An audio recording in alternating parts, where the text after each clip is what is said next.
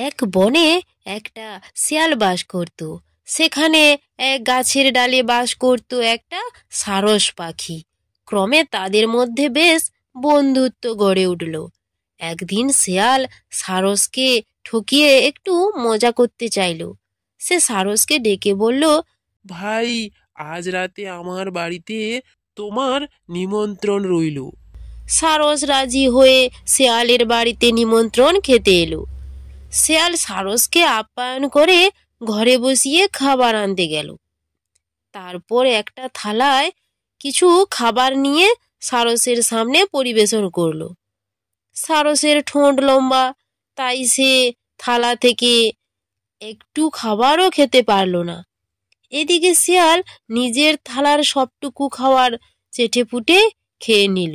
খাওয়া শেষ করে শিয়াল সারসকে বলল, তুমি যে কিছুই খাওনি ভাই, রান্নাটা বোধহয় ভালো হয়নি। শেয়ালের উপহাস বুঝতে পেরে সারস চুপ করে থাকলো আর বলল, আমি বেশ খেয়েছি। চলে আসার সময় সারস শেয়ালকে বলল, কাল দুপুরে তুমি আমার বাড়িতে খাবে।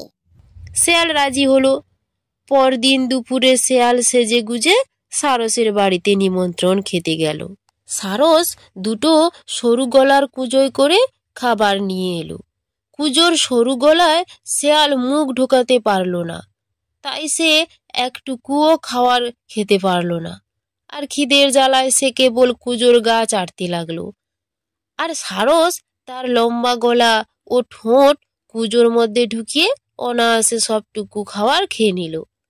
শেয়ালের অবস্থা দেখে সারস জিজ্ঞেস করলো, খাওয়া কেমন হলো?